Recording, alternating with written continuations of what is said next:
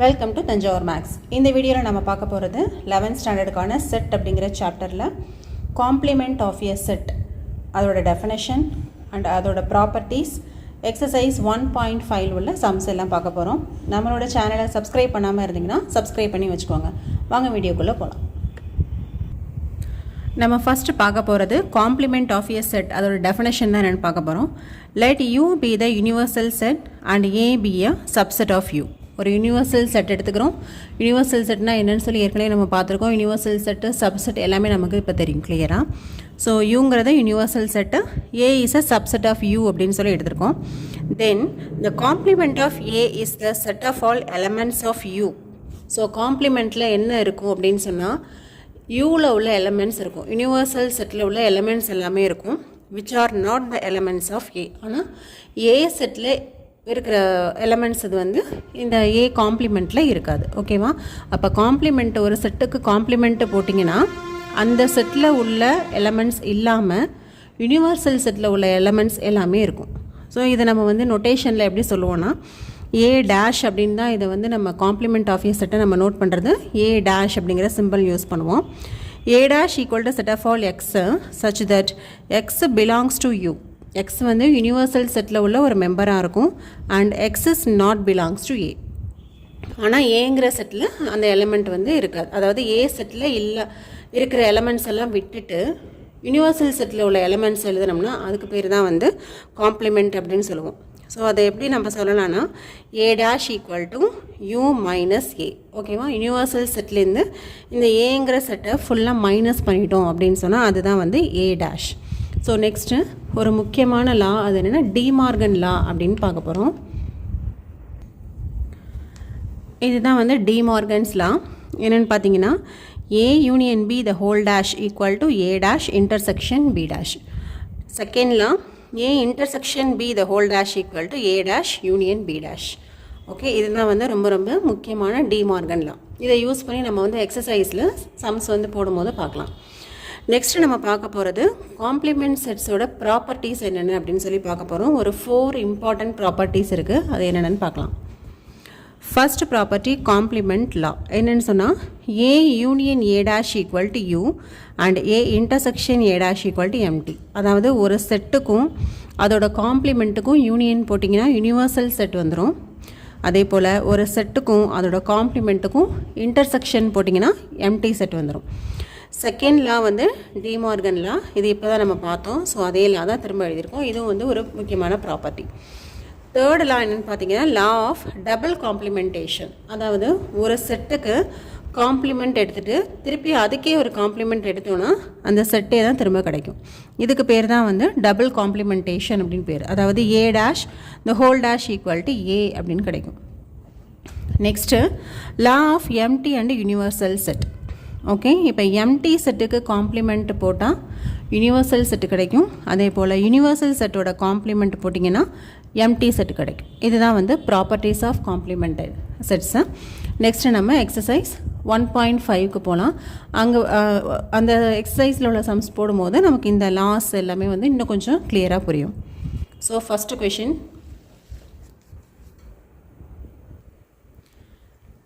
இப்போ ஃபஸ்ட்டு கொஷினில் நமக்கு ஒரு யூனிவர்சல் செட்டு கொடுத்துருக்காங்க. 1லேருந்து 9 வரைக்கும் அதில் உள்ள மெம்பர்ஸ் இருக்குது.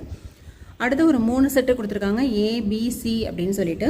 இப்போ கீழே உள்ளதெல்லாம் நம்ம கண்டுபிடிக்கணும். ஸோ ஃபஸ்ட்டு பார்த்தீங்கன்னா ஏ காம்ப்ளிமெண்ட், அதாவது ஏ டேஷ் அப்படின்னா ஏ காம்ப்ளிமெண்ட்டுன்னு அர்த்தம்.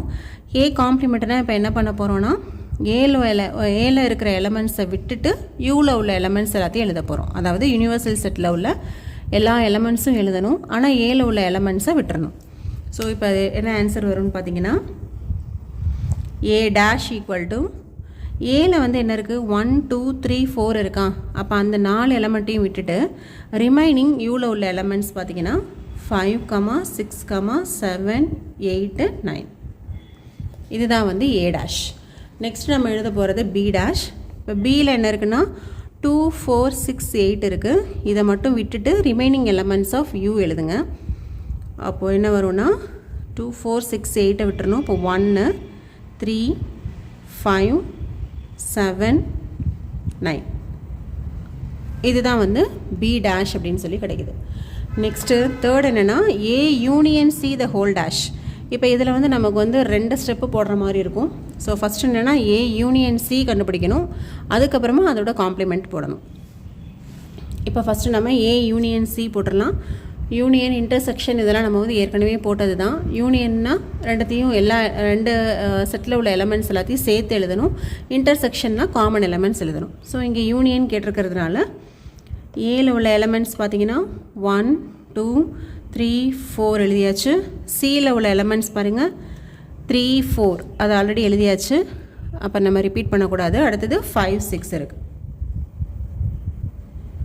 ஸோ ஏ யூனியன் சியில் 1 2 3 4 5 6 இருக்குது. அப்போ A union see the whole dash அதில் வந்து என்ன பண்ணணும்னா இந்த எலமெண்ட்ஸை விட்டுட்டு ரிமைனிங் எலமெண்ட்ஸ் ஆஃப் யூ எழுதணும். அப்போ இதெல்லாம் வரும்னு பார்த்தீங்கன்னா 7 8 9 வரும். Okay, next A union B the whole dash கேட்டிருக்காங்க. ஸோ இப்போ நம்ம வந்து ஏக்கும் பிக்கும் யூனியன் போடணும். ஓகே, ஃபஸ்ட்டு வந்து ஏ யூனியன் பி எழுதியிருக்கேன். 1 2 3 4. ஸோ ஏல உள்ள எல்லாமே எழுதியாச்சு. பியில் என்ன இருக்குது பாருங்கள் 2 4 6 8. 2 4 ஏற்கனவே எழுதியாச்சு. 6 8. ஓகே, இப்போ இந்த ஏ யூனியன் பிக்கு காம்ப்ளிமெண்ட் போட போகிறோம்.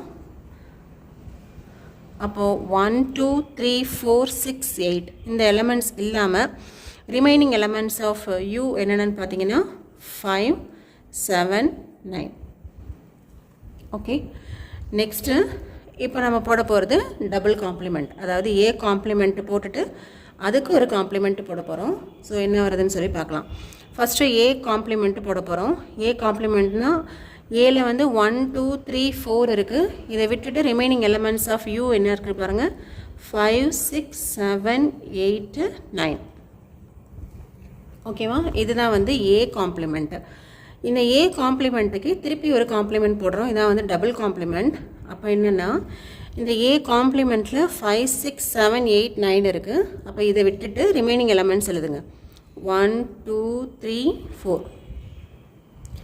ஸோ இப்போ தானே நம்ம வந்து ப்ராப்பர்ட்டியில் பார்த்தோம். டபுள் காம்ப்ளிமெண்ட்டில் என்ன பார்த்தோம்? ஏ காம்ப்ளிமெண்ட் இது whole complement equal to A அப்படின்னு சொல்லி பார்த்தோமா. இப்போ இங்கேயும் அதானே வருது. 1 2 3 4ங்கிறது வந்து செட்டு ஏ தானே. ஸோ அதுதான் வந்து நம்மளோட ப்ராப்பர்ட்டியில் பார்த்தது. நெக்ஸ்ட் வந்து நம்ம போட போகிறது B minus C whole complement, அதாவது டிஸ்ஜாயின்ட் செட். அதை யூஸ் பண்ணி போட போகிறோம். பி மைனஸ் சி ஃபஸ்ட்டு போட்டுட்டு அதுக்கப்புறம் காம்ப்ளிமெண்ட் போடலாம். பி மைனஸ் சி அப்படின்னு சொன்னால் பியில் உள்ள எல்லா எலமெண்ட்ஸும் எழுதணும், சியில் வர எலமெண்ட்ஸை மட்டும் விட்டுறணும். ஸோ பியில் என்ன இருக்குதுன்னு சொன்னால் 2, ஓகே எழுதிக்கலாம். 4 வந்து சியில் வந்து ரிப்பீட் ஆகுது, அப்போ அதை விட்டுருங்க. சியில் வரதுனால விட்டுருங்க. 6ங்கிற எலமெண்ட்டும் வந்து சியில் இருக்குது, அப்போ அதுவும் எழுதக்கூடாது. நெக்ஸ்ட் வந்து 8. இப்போ நம்ம எழுதியிருக்கிறது வந்து பி மைனஸ் சி அப்படிங்கிற செட்டு. இப்போ இதுக்கு வந்து நம்ம காம்ப்ளிமெண்ட் போடுறோம். அப்போ 2 8 விட்டுட்டு ரிமைனிங் எலமெண்ட்ஸ் ஆஃப் யூ எழுதிக்கலாம்.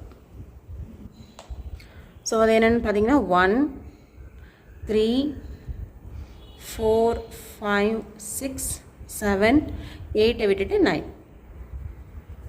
ஓகேவா, இதோட ஃபஸ்ட்டு சம் வந்து முடிஞ்சிடுச்சு. ஏதாவது உங்களுக்கு டவுட் இருந்ததுன்னா நீங்கள் வந்து கமெண்ட் செக்ஷனில் கேளுங்க. ஏதாவது வந்து நல்லா புரியாமல் இருந்தாலோ இல்லை சவுண்டு லைட்டிங்ஸ்லாம் பத்தாமல் இருந்தாலும் நீங்கள் கமெண்ட்ஸில் சொல்லலாம். செகண்ட் கொஷின்லேயும் நமக்கு வந்து யூனிவர்சல் செட்டு கொடுத்துருக்காங்க. ஸோ மெயினாக நமக்கு வந்து காம்ப்ளிமெண்ட் அப்படின்னு சொன்னாலே கண்டிப்பாக வந்து 2 செட்டு வேணும். ஒன்று வந்து யூனிவர்சல் செட்டு, அதுக்கப்புறம் வந்து அதுலேருந்து ஒரு சப்செட். ஸோ மோர் தென் 2 செட்டு இருக்கலாம். ஆனால் கண்டிப்பாக காம்ப்ளிமெண்ட் கண்டுபிடிக்கணும் ஒரு செட்டுக்கு அப்படின்னா நமக்கு வந்து டெஃபினட்டாக வேண்டியது வந்து ஒரு யூனிவர்சல் செட்டு, ஒரு சப்செட். ஸோ சப்செட் வந்து மோர் தென் 1 கூட இருக்கலாம், பட் யூனிவர்சல் செட் வந்து மஸ்ட்டு. அதனால் காம்ப்ளிமெண்ட் கண்டுபிடிக்கிற எல்லா செட்டுக்குமே நமக்கு வந்து யூனிவர்சல் செட் வந்து கொடுத்துருவாங்க. இங்கே அவங்க கொடுத்துருக்க யூனிவர்சல் செட் வந்து ABCDEFGH அப்படின்றது தான் யூனிவர்சல் செட்டை கொடுத்துருக்காங்க.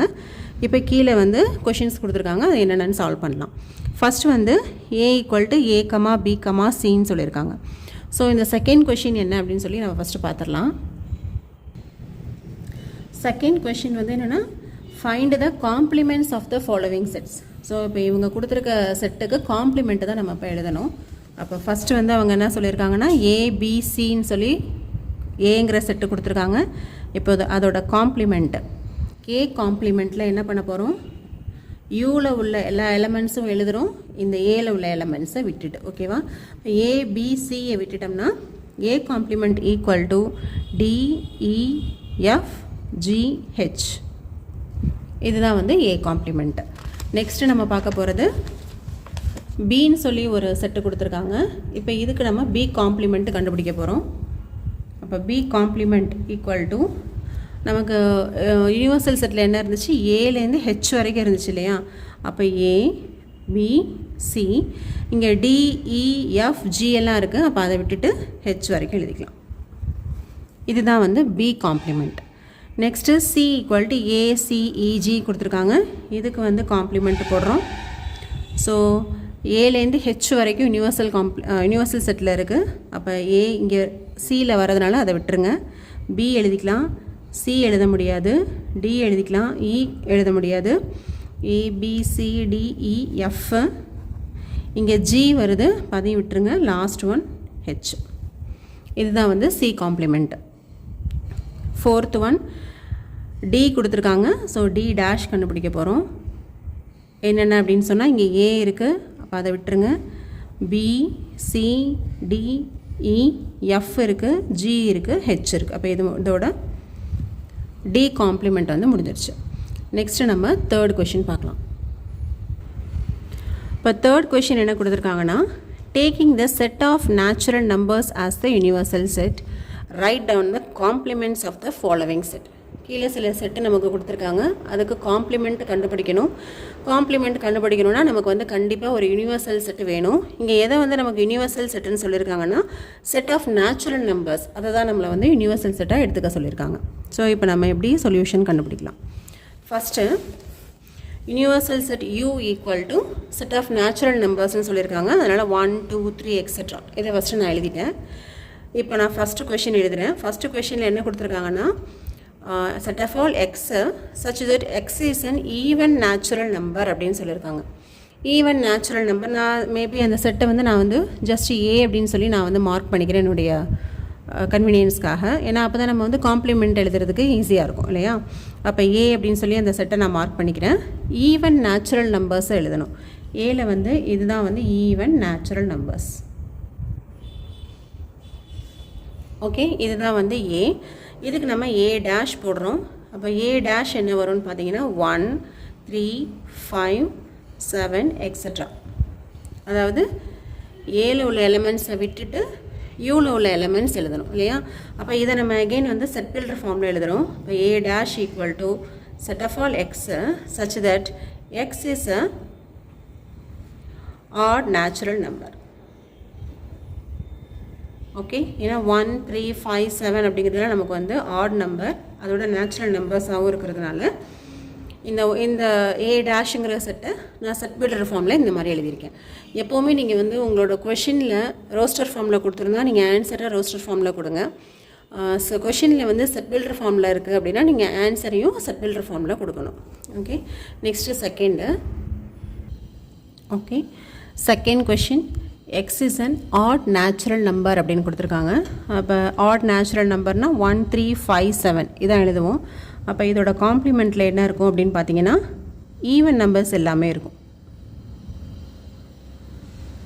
ஓகே, நான் ஆட் நம்பர்ஸ் எல்லாத்தையும் விட்டுட்டு ஈவன் நம்பர்ஸ் எல்லாமே தான் அதோட காம்ப்ளிமெண்ட்டில் இருக்கும். அப்போ இதோட செட் பில்டர் ஃபார்ம் எப்படி இருக்குன்னா, set of all X such that X is an even natural number.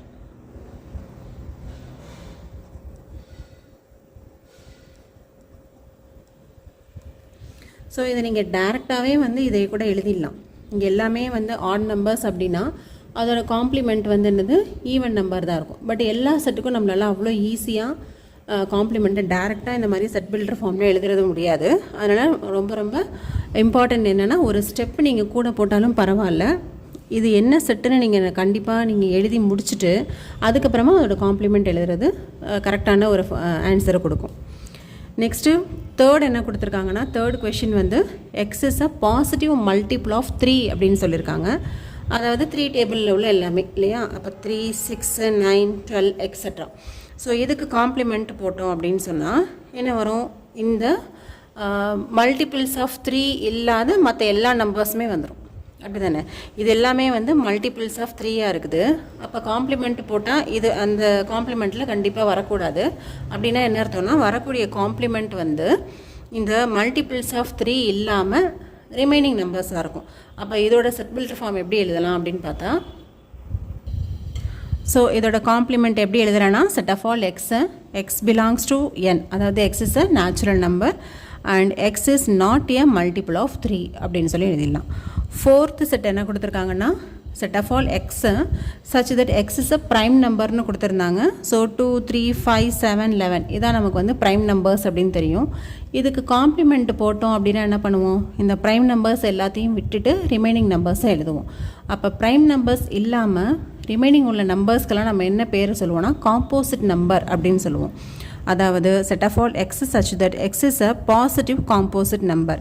இந்த இடத்துல நீங்கள் x is a positive composite number அப்படின்னு எழுதலாம். அப்படி இல்லைனா x belongs to n and x is a composite number அப்படின்னு எழுதலாம். ஸோ இந்த ப்ரைம் நம்பர் எல்லாத்துக்கும் நம்ம வந்து காம்ப்ளிமெண்ட் போட்டோம் அப்படின்னு சொன்னால் நமக்கு வந்து என்ன கிடைக்கும்னா, காம்போசிட் நம்பர் கிடைக்கும். ஆர் எக்ஸ் ஈக்குவல் டு 1ன்னு கிடைக்கும். ஏன்னா 1 வந்து நம்ம ப்ரைம் நம்பரும்லேயும் சொல்ல முடியாது, காம்போசிட் நம்பர்னும் சொல்ல முடியாது. அப்போ இதில் வந்து எக்ஸ் ஈக்குவல் டு 1 அப்படிங்கிறது ரொம்ப ரொம்ப இம்பார்ட்டண்ட். நெக்ஸ்ட்டு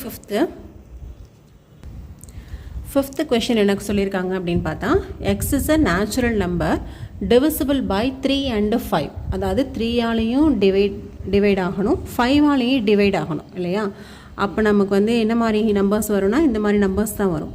பட் நமக்கு எப்படி இதோட செட் பில்டர் ஃபார்மில் எப்படி எழுதலான்னா, set of all X such that x belongs to n, x வந்து ஒரு நேச்சுரல் நம்பர் தான் and x is not divisible by 3 or 5. அது 3ஆலையும் 5ஆலையும் டிவைட் ஆகக்கூடாது. ஓகேவா? ஸோ இதுக்கெலாம் நம்ம வந்து டைரெக்டாகவே கூட இந்த மாதிரி எழுதிடலாம். நம்மளுக்கு வந்து சிம்பிளாக உள்ளதுக்கு நீங்கள் ஆன்சர் கண்டுபிடிச்சி என்னென்ன வருதுன்னு சொல்லி எழுதுங்க. பட் இதெல்லாம் வந்து ஒரு செட்டாகவே சொல்லியிருக்காங்க, not divisible by 3 and 5, divisible by 3 and 5 அப்படின்னு சொன்னாக்க அதோட ஆப்போசிட் என்னவோ அதை அப்படியே ஆன்சர் எழுதிடலாம். Next 6th question, X is a perfect square சொல்லியிருக்காங்க. ஸோ பர்ஃபெக்ட் ஸ்கொயர்னால் இப்படி தான் இருக்கும். அப்போ இதோட காம்ப்ளிமெண்ட்டில் என்ன இருக்கும் அப்படின்னு பார்த்தா, இந்த பர்ஃபெக்ட் ஸ்கொயர்லாம் இருக்காது இல்லையா? அப்போ அதோட காம்ப்ளிமெண்ட் எப்படி எழுதுறானா, set of all x such that x belongs to n and x is not a perfect square. Okay, perfect ஸ்கொயருக்கு காம்ப்ளிமெண்ட் கேட்டிருக்காங்க. அப்போ கண்டிப்பாக நாட் அ பர்ஃபெக்ட் ஸ்கொயராக தான் இருக்கும். அதே போல் 7th கொஷினில் பர்ஃபெக்ட் க்யூபுக்கு காம்ப்ளிமெண்ட் கேட்டிருக்காங்க. அப்போ அந்த காம்ப்ளிமெண்ட் செட்டில் என்ன இருக்குன்னா, set of all x such that x belongs to n and x is not a perfect cube அப்படின்னு சொல்லி கிடைக்கும். நெக்ஸ்ட்டு 8th கொஷின், இதில் ஒரு செட்டை கொடுத்துருக்காங்க. இந்த ஈக்குவேஷனோட சொல்யூஷன் தான் இந்த செட்டில் உள்ள எலமெண்ட். இது என்ன அப்படின்னு பார்க்கலாம். X plus 5 equal to 8. அப்போ எக்ஸ் ஈக்குவல் டு 8 மைனஸ் 5, அதாவது எக்ஸ் ஈக்குவல் டு 3. ஓகே, இப்போ எக்ஸ் ஈக்குவல் டு 3ங்கிறது தான் இந்த ஏல உள்ள ஒரு எலமெண்ட்டு. அப்போ ஏ டேஷில் என்ன இருக்கும், ஏ டேஷில் என்ன இருக்கும்னா, இந்த 3யை தவிர remaining elements of natural numbers எல்லாமே இருக்கும். அப்போ எப்படி எழுதலாம், set of all x such that x belongs to n and x is not equal to 3. Okay, next 9th question, இதுவும் இதே மாதிரி தான். இந்த ஈக்குவேஷனை சால்வ் பண்ணோம்னா இதில் உள்ள எலமெண்ட் என்னென்னு தெரிஞ்சுக்கலாம். ஸோ இந்த ஈக்குவேஷனை சால்வ் பண்ணுங்கள். 2x + 5 = 9. அப்போ 2x = 9 - 5. அப்போ 2x = 4, x = 4/2, அதாவது x = 2 அப்படின்னு சொல்லி கிடைக்குது.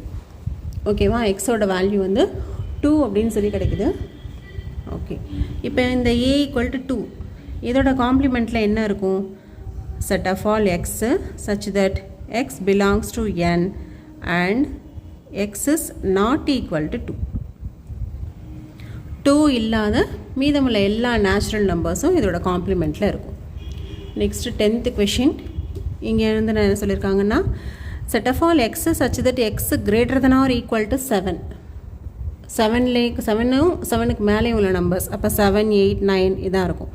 அப்போ இதோட காம்ப்ளிமெண்ட்டில் என்ன இருக்கும் அப்படின்னு பார்த்தீங்கன்னா, இது வந்து யூனிவர்சல் செட் வந்து நேச்சுரல் நம்பர்ஸ் கொடுத்துருக்காங்க. அப்போ இதோட காம்ப்ளிமெண்ட்டில் என்ன எழுதலாம், 1, 2 3 4 5 6 வரைக்கும் எழுதலாம். இதான் வந்து இதோட காம்ப்ளிமெண்ட். அப்போ இதை செட் பில்டர் ஃபார்மில் எப்படி எழுதலாம் அப்படின்னா, செட் ஆஃப் ஆல் எக்ஸை such that x belongs to n and x ஓட வேல்யூ வந்து எப்படி இருக்குது அப்படின்னு பார்த்தா, இது வந்து இங்கே greater than or equal to 7. அப்போ இதோட காம்ப்ளிமெண்ட்டில் less than 7. ஓகேவா? இப்போ less than 7 அப்படின்னா 1லேருந்து 6 வரைக்கும். ஸோ இது வந்து கரெக்டாக இருக்குது. Next last 11th sum. இங்கே ஒரு ஈக்குவேஷன் இருக்குது, இதை சால்வ் பண்ணுவோம். 2x + 1 greater than 10, 2x greater than 10 minus 1, 2x greater than 9.